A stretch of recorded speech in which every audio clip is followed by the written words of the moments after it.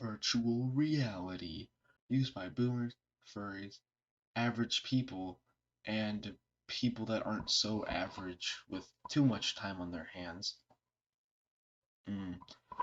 Anyway, even Drake's talking about it in this clip right here. Virtual reality is the future of things 100% Drake. You can't beat that.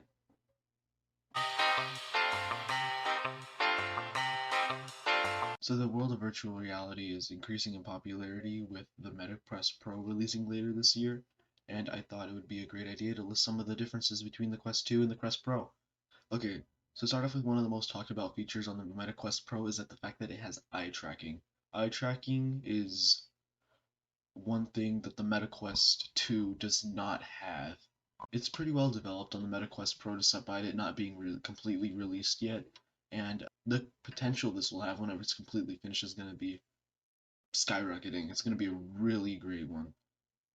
And so the Quest Pro gets the first point for eye tracking. Okay, next factor we have up right now is the price tag. The price tag is one of the most influential and important factors that comes into buying a VR headset, and the MetaQuest 2 has a price tag of $399, while the MetaQuest Pro is shooting for $15,000, but it went lower because the competitor, the Vive, announced their headset for the price of $1,100, so MetaQuest moved it downwards towards where the Vive headset came out with.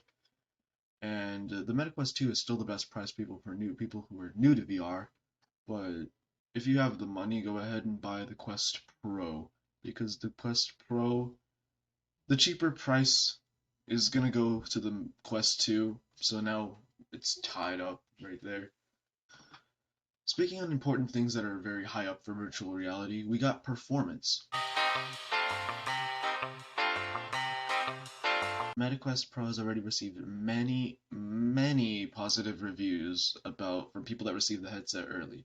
People that have used it said it was super close to a PC VR experience, despite being used standalone whenever they did that. And MetaQuest 2, on the other hand, it has amazing graphics as well as performance when standalone, but it can crash occasionally over some small things. The PC VR version of the Quest 2 is pretty good from the opinion of other people, but it just feels limiting. Sorry, Quest 2. This point goes to the Quest Pro. Okay, resolution. Resolution shows many things on a higher quality scale, because your eyes are so pressed up against the thing, you need to see it in a good detail. According to an article published by XR Today, the resolution for the MetaQuest 2 and the Quest Pro are the exact same. So both headsets are just gonna get a point, because there's nothing much to do if they both have the same resolution. Cameras. So one of the things that really help tracking are the cameras that are on the headset. For example, the Quest 2 has 4 cameras on the headset to help with positional tracking along with hand tracking. The cameras are fine with the Quest 2. It's not perfect, but nothing can ever really be perfect. So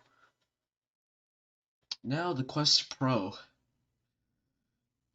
Oh boy. Let's show the cameras and the purpose of them. There are 5 cameras on the outside of the headset to use for positional tracking, 3 on the front and 2 on the side facing. But hey, those are the outside cameras.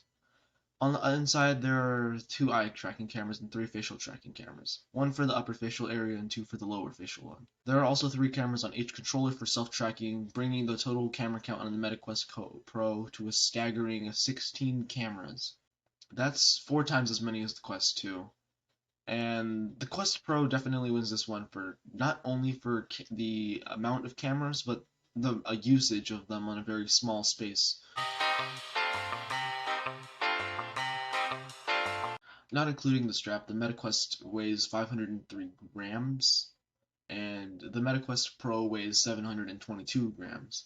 Of course, the Quest Pro has a lot of things crammed into a small space to give it that weight, but that weight may make a difference in some aspects for some VR users.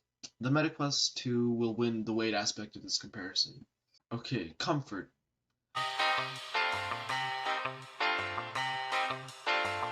Okay, Okay, I don't own the Meta Quest Pro, but the Quest Pro should be way better in terms of comfort due to the battery pack not being in the front of the headset but being displaced onto the back, which should distribute the weight evenly. The Quest 2 just has a battery up front along with everything. This is not comfortable, as many people would agree, and it ruins the feeling of being in VR. Of course, because of the weight displacement on the Quest 2, there are additions you can buy online, like this, that can actually fix this, and again, it doesn't come with the Quest 2 itself, meaning that the Quest Pro is gonna win a point on this one. The processors. The processors in the Quest Pro are the Qualcomm Snapdragon XR2 Plus Gen 1. Whoa, that's a big name. Which has a good difference compared to the Qualcomm Snapdragon XR2 Gen 1. The plus is added.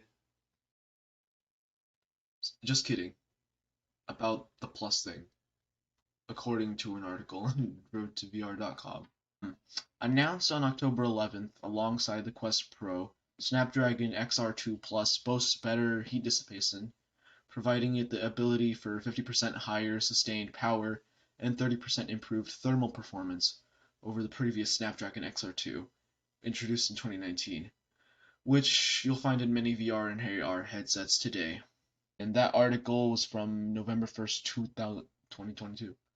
That difference in the processors will definitely bring an amazing close to PC VR experience for the Quest Pro users when it releases. So, of course, with the final point in the competition going to the Meta Quest Pro, bringing an end to the competition. Anyways, I hope y'all enjoyed this video and check out some other things. Subscribe to this channel, or don't.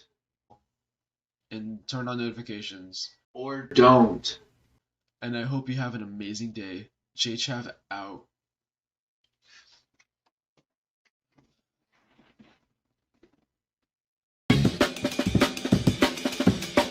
Okay, so one thing that really helps check